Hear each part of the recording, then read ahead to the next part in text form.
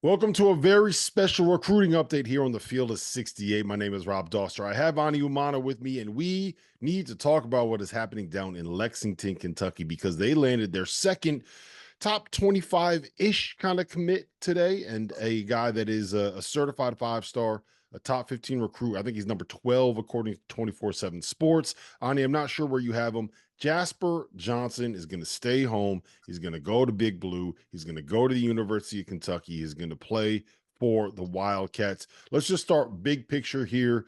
How big is this for Mark Pope to keep a kid like that at home? I mean, it's huge. With Malachi Moreno, that was their first commit. And now Jasper Johnson, he's keeping the in-state kids, the high-level five-star in-state kids. And I think down the road is going to help with the recruiting going forward. And just, any guys that are from Lexington or just from Kentucky, they're going to be more prone to staying home. But it's going to be up to Mark Pope, doing a really good job with them when they get on campus and, playing them the right way. All right. You open the door, so I'm just going to walk through the door here. I think the big question we all had about Mark Pope when he got the job at Kentucky was, will he be able to recruit at a level that is consistent with what Kentucky fans have come to expect the last 15 years under John Calipari? And he now has landed two guys that I think we can all say are somewhere in the conversation of borderline elite to elite prospects when it comes to the class of 2025, right? You can argue whatever you want, put semantics on it. You got a five-star and a borderline five-star kid, and I think that is about as good as it gets. But you're also kind of like fishing in your own pond. You know what I mean? Like you're kind of Jasper Johnson is a local kid. I think it would be a much bigger issue if he ended up at a different SEC program like a Alabama, Right. than it is like more impressive that he went out and got this dude. So my question is, should we be bullish on Mark Pope recruiting? Is this just something where having a couple dudes like that in your backyard, it makes it very easy for you to get the momentum going? Or is this just a result of having local kids and it's going to be what it is? Is this a sign of things to come? Is he going to start recruiting like John Calipari? Like, what do you make overall of Mark Pope and the impact he's having on the trail now? Well, I think he had to do what he had to do. Like you gotta, like you said, you gotta get the in-state guys. So I think it's just he really did what he had to do. Like you said, it would have been bad if Jasper committed to Alabama. He's in your pond, he's in your backyard. You got to get that done. I don't think it'll be anything like Coach Cal, where he's getting, the number one, the number three, and the number five guy. But I do think it's kind of a sign for things to come, as far as he's going to be able to get, a few five-star kids or four-ish five-star kids each year. And I think if they're anywhere closer into the region, I think he'll be able to get it done. But I don't think it'll be like Coach Cal. That was he was going Fab Five, damn near like a Fab Six, as far as just like high school recruiting guys. So I don't think we'll see that with Mark Pope, but I do think he'll be able to get 2 to 3, five borderline five-star guys, down the road. Yeah, and at the very least, having those dudes on campus right now is a very easy way to kind of get the momentum rolling. I'm bullish on Mark Pope. I'm bullish long term on Mark Pope. I think he's a great coach. I think he understands what Kentucky wants, and I think you're going to see a good deal of success out of Kentucky moving forward. All right, give me the scouting report on Jasper Johnson. Break down his game. He's a lefty. He's a bigger guard. I have my own thoughts that I'm going to hit back on you with, but I want your breakdown and your eval of Jasper Johnson. Yeah, Jasper, 6'4", southpaw, score first mentality, but he's a bucket getter. He's someone that can really make tough shots. And I know the scoring is important, but I really think there's upside as a playmaker with him, especially off ball screens and isolation. Guards that can score in a variety of ways, like Jasper, when isolation, coming off a ball screen, playing off of it, in minutes being on it. I know at Link last year he played a good amount on the ball, and we saw like where I think that's why I think with the playmaking, I think where it could be something really good when he's in the collegiate level. But man, just Jasper's just a 6'4" athletic southpaw guard that can score it, and he can do it in multiple ways, which allows like you can be creative of how you utilize them on the court. So Kentucky fans should be excited. I mean, guys that can just put that ball in the hole and they have a natural knack and they can take tough shots, especially like when it gets to the late shot clock. 5, 4, 3, 2, 1. He's someone that can still generate his own look and get a bucket. So I think this was a tremendous get, but that's my eval on Jasper. Uh, Here's where I kind of land on him, right? One, I think he is a scorer more than a shooter, right? And look, the amount that you've seen him greatly trumps the amount that I've seen him, right? Like I watched him play 3 times at Peach Jam, and I've done like the YouTube evals that all of us fake scouting experts like to do, right? Um, my question is like if he's a score first guy that is more a scorer than he is a shooter, right? Mhm. And he does want to be a little bit ball dominant, I think. Is he good enough to be a ball dominant guy that maybe isn't the greatest passer, is not necessarily going to make guys around him better? Is he good enough to be that kind of score ball dominant player if he doesn't have those other attributes, if they don't kind of catch up to the rest of his game? Does that make sense what I'm asking? Yeah, I don't think so. I don't think he's good enough. If he doesn't grow in those areas, I think the playmaking. He's shown flashes of it where I'm like, okay, it's there right now. If he chooses to do it, that's a whole different ball game. But if he doesn't add those, like especially as a spot up shooter, being a more effective like spot up shooter, and the passing doesn't really grow, he's not good enough to just put the ball in his hands and just let him do what he does. Not at the collegiate level, not at the next levels. You can kind of get by with it some now, even though it's high, they're playing, he plays high level comp. But when you get to the next levels, Rob, you've seen it like that Mhm. shit don't work. Yeah, like you got to be if you're going to be the guy and the on-ball guy and the star and the focal point of everything that you do, like you have to be the elite of the elite of the elite to be able to get there at the NBA level. Which is why, like, if the shooting comes around, if he could be someone that could be a secondary option, a secondary playmaker, play off the ball, that's where I think his value really comes in because, like, he's got a long wingspan too, right? And I 6'8". wouldn't I wouldn't call him and correct me if I'm wrong here. I wouldn't call him a great defender right now, but given his length and given his size, like I do think that there is some potential long term for that.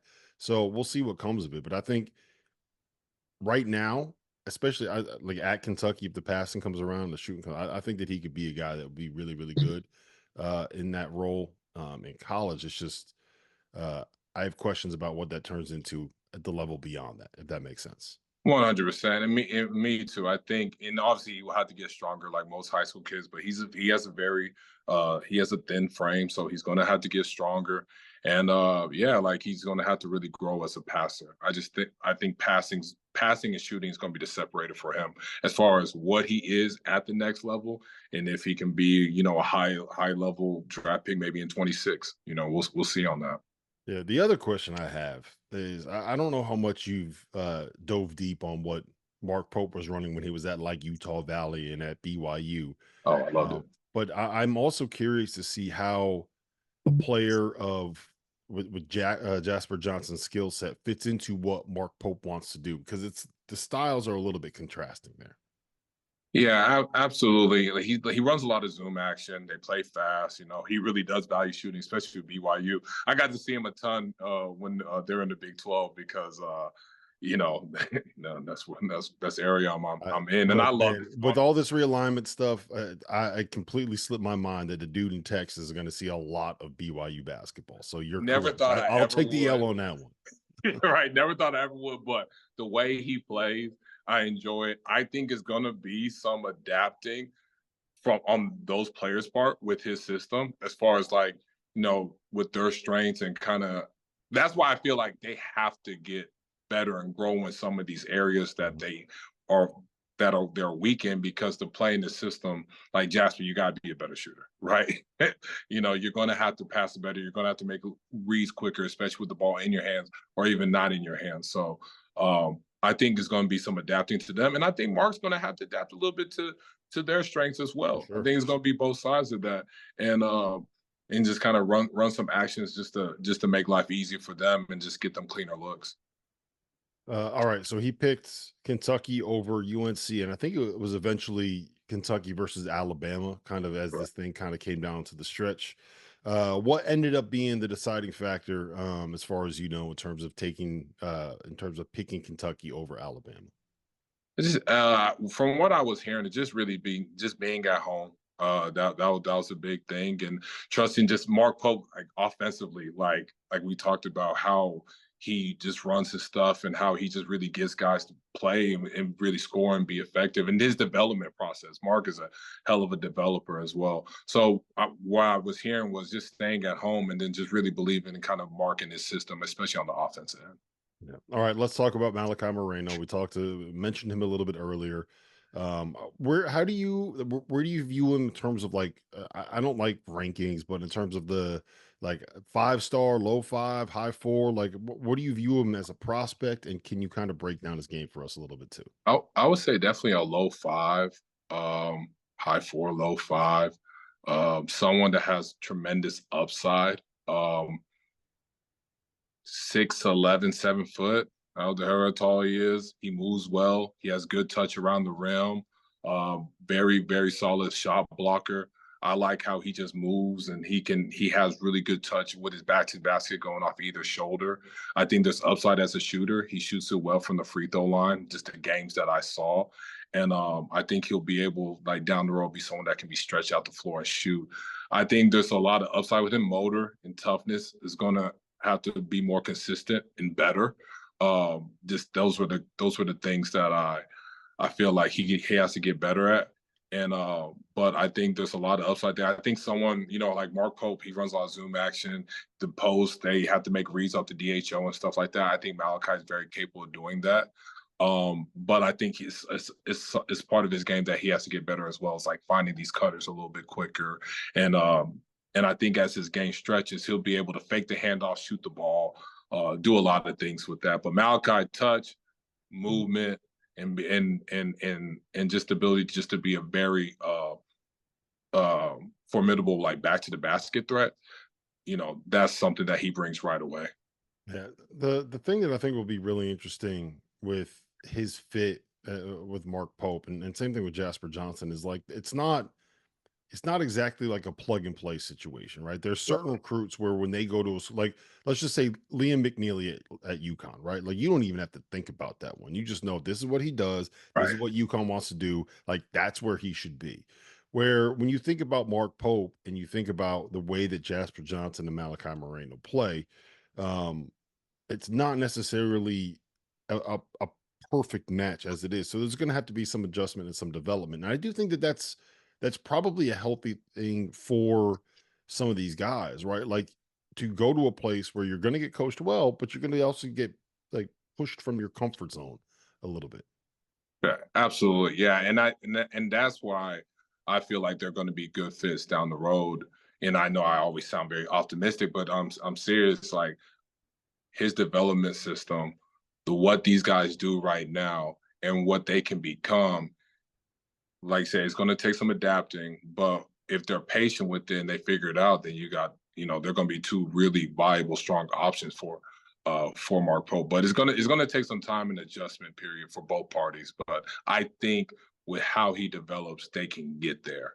But they're going to have to be quicker with the reads. I think that's just the biggest thing. Yeah, and that's just kind of adjusting to the level, that's adjusting to college. For every freshman, they're going to have to go through that. But I think that there might be a little bit of a learning curve for some of these guys coming in. All right, last thing I got for you. Who else is Kentucky targeting? And is it only going to be guys that have the same initials? We got a JJ and we got a MM. Is there anybody else that they're looking for here? Like they got Kirk Crease on the roster right now. Is this just a Mark Pope thing? Guys with the same first initial and last initial? Is this just what he goes after? You know what? I didn't notice that, and that is wild. uh, I don't think so. I think that's coincidence, and I don't really believe in coincidence like that. But I think that's just You want me to remind you they got a kid from Oklahoma named Otega Owe on the roster too? yes, yes. Yeah, they do. So I don't know. I don't know. I don't know about all that, but I heard Braylon Mullins. I heard they're in there. What's my man's name? Caleb Wilson, they're in there. There's somebody else. there's another player. I know they're still kind of in the mix. I heard Malik Thomas, and man, I'm drawing a blank, but I heard Braylon Mullins and Caleb Wilson kind of in there. They're still going to throw their hat at. Still hurt AJ. And they're cold right now, but still going to just figure it out from there. Which they don't have a chance, but just hearing a couple names, I think they're going to come in late on some guys too, though. Some of those guys are going to wait late, like those 5-star guys, like maybe a Chris Sinak potentially or stuff like that. Um, they're gonna That's the probably way everyone's trended, man. Like when you get to April and May, even June, and you got coaches scrambling, that's when you start seeing some of these dudes get paid, right? Like right, there are guys in college next year, really, really good transfers that uh are making good money. And then there are guys that are making 2 commas with a crooked number in front. And those are the guys that waited till late. And they may not be better than the guys that went early and got a lesser number. So I would not be shocked if some of these uh freshmen or incoming freshmen, some of these advisors, some of these agents, those guys saw that. yeah. Well, I talked to several players, and they have mentioned, man, Ani, if I waited till late, I would have got paid like double what I made.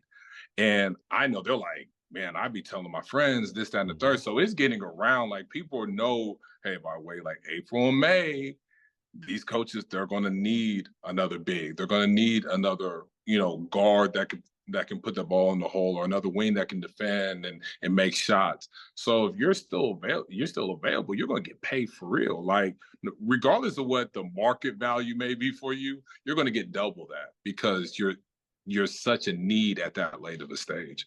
Yeah, the only advice I'd give for any recruits that are watching this, that are listening to this, um, that if you let's just say you jump from 500K to a million, so that the math is easy, right? If you wait from November until May to sign, you wait those 6 months, you might make another 500K as a freshman. Well, if you're good enough, that 500K is going to seem like nothing if you end up being a top 10 pick because you go to the Right. right place as opposed to the place that ends up giving you the biggest paycheck, right?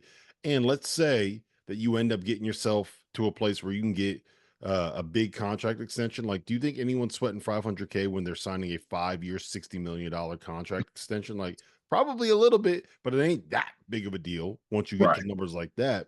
And that development comes from going to a place that works for you. So, like, I get it. 500K is a lot of, or whatever that number is, it's going to be a lot of money, but it's also going to pale in comparison to what you could make down the road if you make the right decision on where to go in college. So that's what I would preach to kids if they were listening to me. But am I old? That just might be the old man to me talking. No, I think at the end of the day, we all know it's a financial, transaction at the end of the day, but fit still matters heavily. It's still the ultimate, to me, deciding factor on where you should go. Now, that may not be the case for everybody, but it still should because, like you said, if it's the difference between, you may be a projected late lottery pick to maybe being involved in the number one overall pick or being a number one overall pick, and now you're out of the first round, which Rob, we've seen that. Hmm.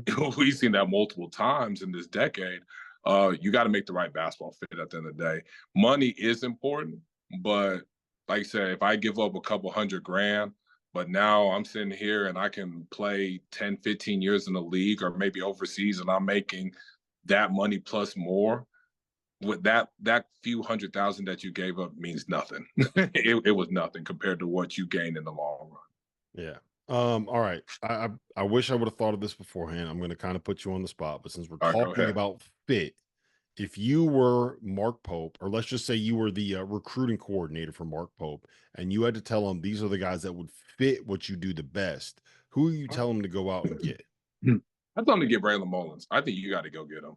I think, like, especially with the shooting, like he fits like a glove to me. I think Braylon Mullins needs to be like high on this list. He has guys that look like him. As the the UConn guy on the field of 68, I'm gonna go ahead and say Mark Pope. Just ignore everything Andy's saying right here. He's a you don't need him. You don't need him. I think you should go to UConn. Mark, listen. I think you should go to Kentucky. I think Kentucky's a great fit. There you go. Anyone else? Anyone else that pops? he's gonna need shooting. So in that class, ooh, whose ones are gonna be available? I think right now you got a big, you got a guard that can kind of score. He's going to need shooting. Braylon Mones really just comes to my mind. I got to think of some others, but I think he really just needs some straight, like just pure shooters for this Drillers, class. Yeah, just straight drillers at drillers. this stage. Yeah. Uh-huh. All right. Well, listen, man, it's been a pleasure, Ani. It's good to see you. I appreciate your insight. There's a reason why we have you as our recruiting expert on the field of 68. You know, this class, the recruiting landscape, and these kids as well as just about anybody that you can find doing this now. So appreciate you being here. Always good to catch up. And yeah, hopefully Braylon Mullins don't go to UConn. That's my answer.